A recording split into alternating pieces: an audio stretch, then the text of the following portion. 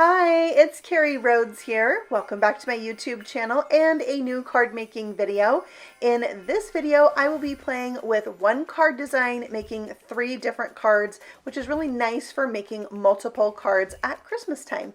I'll be playing with this super cute Cup of Cheer stamp set from the Not Too Shabby shop and the brand new coordinating dies. This is a stamp of the month that you can subscribe to if you want and get a brand new stamp set every month and the coordinating die if you like, or you can buy it individually. So this is the stamp of the month for November 2021 from Not Too Shabby. I'm going to stamp all 3 of the largest images with some VersaFine Onyx black ink. I'm stamping them out 2 times, mostly because I want to emboss these images so that I can do some coloring with my Zig Clean Color Real Brush markers, which are fabulous. They're a water brush. They work really well together as far as blending out. I love playing with them, and they work the best on this Bristol Smooth paper because I've tried others. And so if you have these markers or the Arteza Real Brush markers,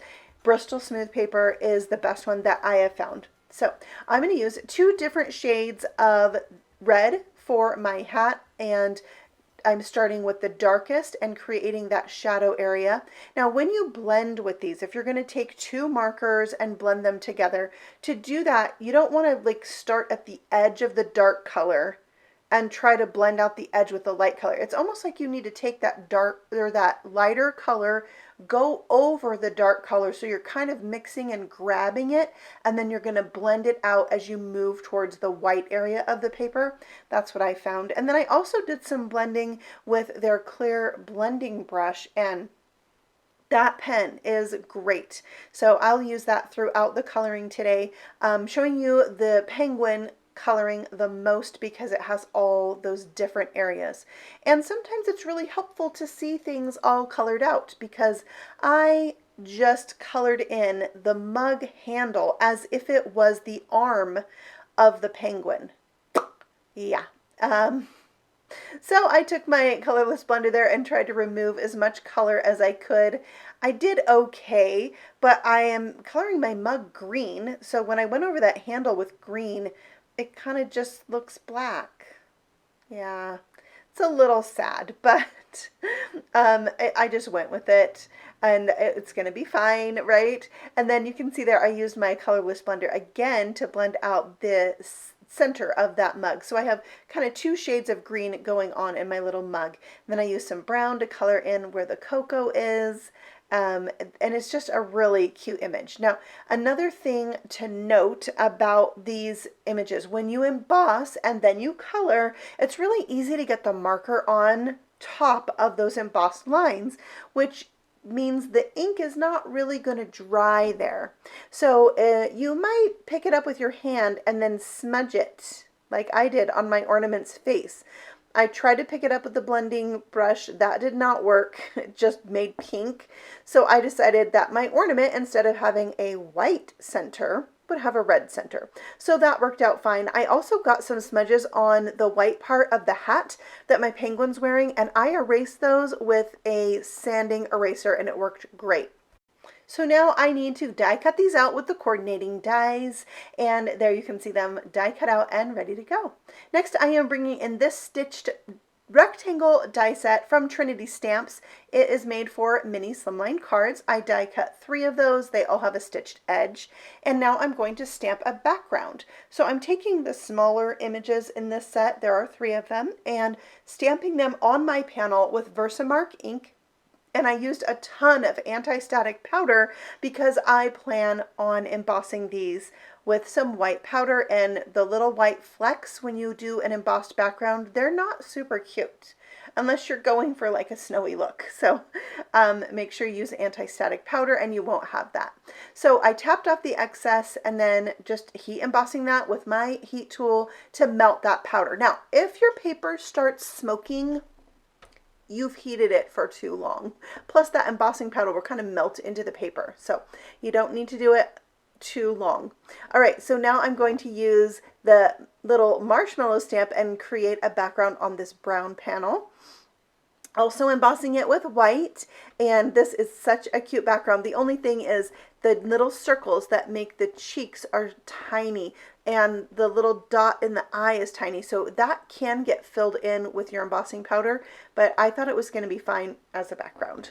And then the third panel, the green one, is getting the stars. Those will all be embossed, and now my backgrounds, well, they're kind of ready, but if you've been to my channel before, you know I am a huge fan of splatter. So I am going to use some Perfect Pearls and just add a little bit of water to that to make it a liquid, and then splatter it from the edge of this window sheet using my little scraggly paintbrush. And I needed more, so I went over these 2 times to make sure I had lots of shimmer. I love shimmer on my cards, and here you can see what that looks like. Just a great addition to the background. I picked out some inks that match each of my colors of cardstock, and I'm going to stamp out a sentiment for each of them. It's the same one, Merry Christmas, from this set. This set does have 2 different sentiments. The other one is about hot cocoa, which would be a really great stamp for the inside of at least 2 of these cards today. So I just have some Lawn Fawn ink here. I have lobster, walnut, and jalapeno ink right there. All right, so I cleaned that off, and then it's time to die cut this out. One cool thing I love about this particular die is how it cuts out the center of the C. I love little details like that. All right, I decided I needed a little extra embellishment for the front of my card. Mostly I wanted that marshmallow stamp to be next to my hot cocoa mug. So I decided to stamp out all of these to be accents on my cards. So I did the same thing, embossed them on Bristol Smooth and colored them with my Zig markers and die cut them out with the coordinating dies.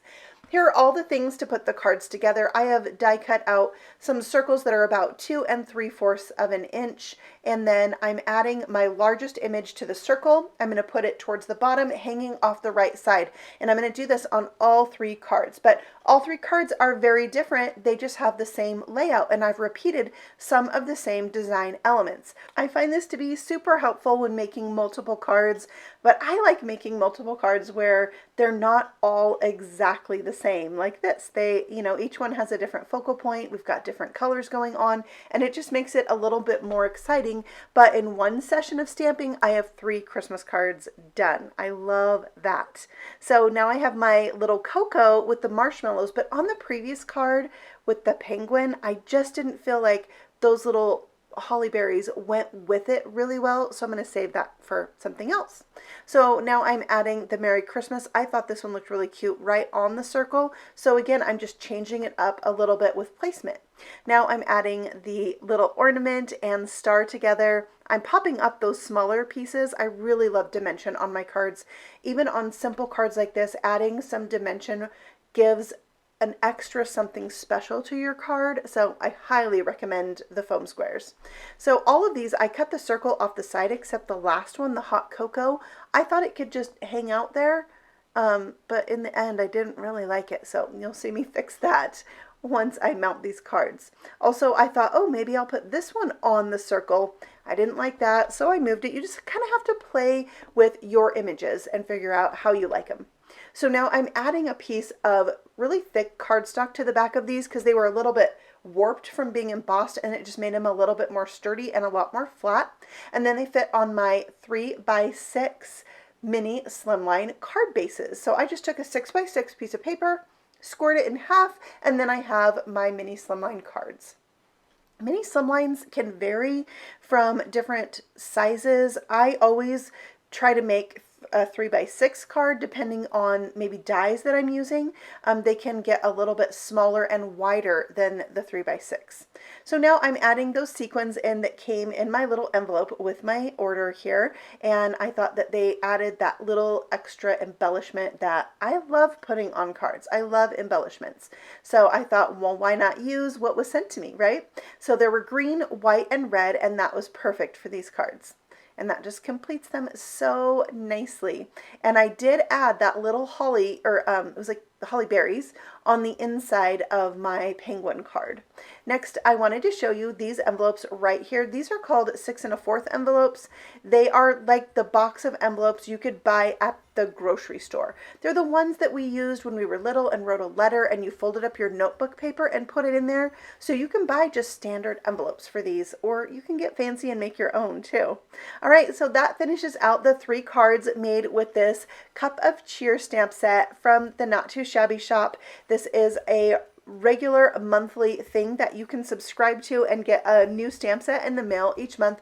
They're super darling, and I love that they are now available with the die if you choose. So you can choose either one, plus when you buy or subscribe you get an 18% discount versus if you just bought it individually. So, you know, subscribe, get a few. If it's not your thing, you can always cancel, but I think you'll be happy if you're an avid stamper like I am. So thank you for joining. I hope you enjoyed today's video. If you did, let me know with a thumbs up, and you can find all the things I used listed and linked for you in the description box below.